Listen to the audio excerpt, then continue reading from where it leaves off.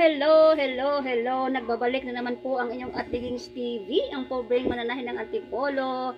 Kumusta na po kayo, guys? Welcome back to my YouTube channel again. So ngayon ang ating gagawin, guys, panibagong araw, panibagong vlog na naman tayo. So ngayon, ang aking ipapakita sa inyo ngayon, ang ating tutorial ay ito. Itong uniform ng Fatima. And guys, napakalaki yung may-ari, guys, 'di ba? Pero ang ating gagawin hindi masyadong malaki. So nagawa ko na ito dahil minamadali na ito, guys. So may mga kasunod na mga tatahiin ko, maliit-liit pa ditong konti.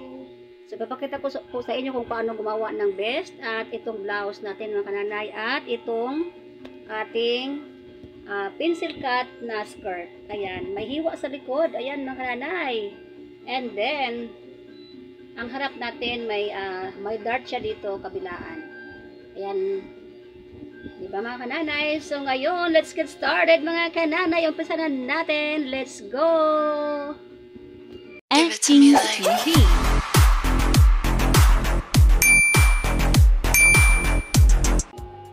Ayan. So ang gagawin nating best ay, ang haba niya ay 19 and a half. So, ang 19 and a half natin, mga kananay, gano'n din pong tabas nung nakaraan, aking turo ko sa inyo. Magbaba tayo ng 2 inches dito sa ating bagsak ng ating balikat, mga kananay. And then dito na tayo magbilang ng 19 inches pababa, 19 and a half. So, ito po yung 19 and a half, ito. Kasi ako mga kananay, hindi ako gumagamit ng pattern, so rekta ako sa fabric. So, ito lang yung pong gagawin sa fabric direkta, mga kananay. Ito yung 19 ang haba ng ating balikat. So, nag-agwat na tayo ng 2 inches dito sa taas. So, ito po yung 19 and a half. Ayan. Ang allowance natin dyan sa ating sewing allowance is 1 and a half. So, kusobraan natin ng 1/4. Ayan. Kasi may korte yung front natin yan, mga kananay. Ayan. So, ang putulin nating tela is 23 and a half. Ayan. 23 and a half ang ating cutting.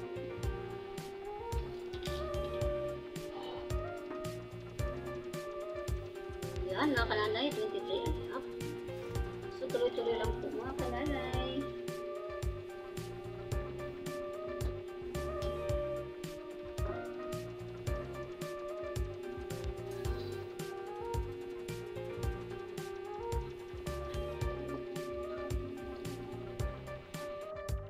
Kananay, naputol ko yung ating 23 inches, 23 and a half. So, dito sa ating lagayan ng butones, mag-allowance tayo ng 1 and a half, mga kabunsuan, 1 and a half. Para sa ating kakabitan natin ng butones yan at button hole. Ayan. And then dito, guys, ang kuha natin ng sukat, yung kanyang hips. Yung kanyang hips is, yung luwag pala niya, mga kananay. Yung luwag niya ay 36. So, 36 divide 2 is 18. 18 divide 2 is 9. So, ito po yung ating kukunin, mga kananay. 9 inches. 9 inches. So, mag-allowance tayo ng half inch sa ating sewing allowance. Dito tayo, 9 and a half ang ating putol, mga kananay. Sa ating front, ito, mga kananay, 9 and a half. Yan, 9 and a half. So, mag-pin tayo, mga kananay.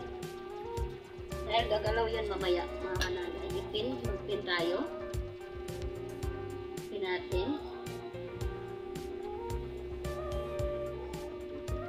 Ayan na siya. Gamitin natin para luwag ang ating luwag, mga kananay. Putulin na natin. So, yung 9 and a half natin, i-times 2 natin ulit yun para sa ating back. So, 9 and a half times 2 is 19. So, magkat tayo ng 19, mga kananay.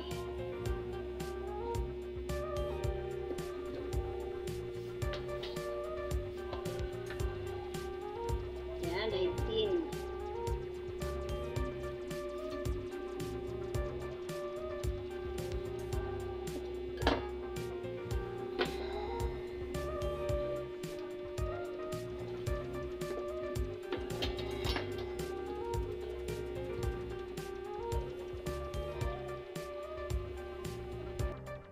ito na po yung 19 inches mga kananay, yung ating box. So, i-fold natin ng 1 fold lang, ganyan. Ayan. Tandaan nyo mga kananay, 1 fold lang tayo. And then, ipin natin mga kananay para hindi siya gumalaw. Ayan. Ayan. And then, yung ano ng kanyang opening ng kanyang neckline is 10. Kasi mas malawak ang opening ng neckline ito dahil best ito ng kananay. Lalagpas ito doon sa neckline ng ating blouse. So 10 divide 2 is 5. Ayan, 5 inches mga kananay ang ating opening. And then yung ating bagsak dito sa ating balikat is 1 1/4 lang mga kananay. So i-cut na natin siya.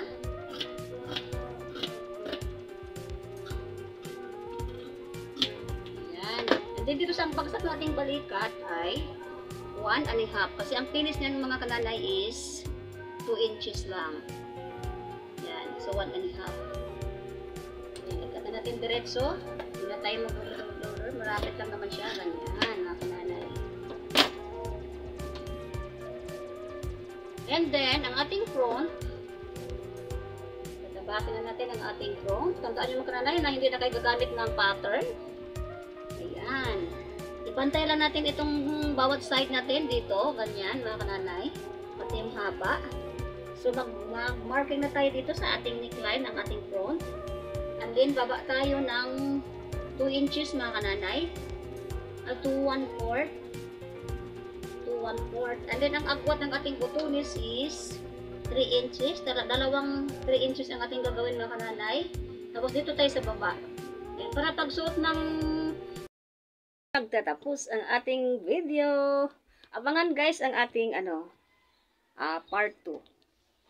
So guys, kung bago lang po kayo sa aking channel, please subscribe na mga kananay, like and share, and pindutin niyo po ang kampana para notify po kayo sa lahat ng mga aking bagong video or tutorial mga kananay. So once again, I'm Ratigis TV, ang pobreng mananahi ng Antipolo na nagsasabing ingat, God bless, and bye-bye everyone. Merry Christmas sa inyong lahat. Bye-bye.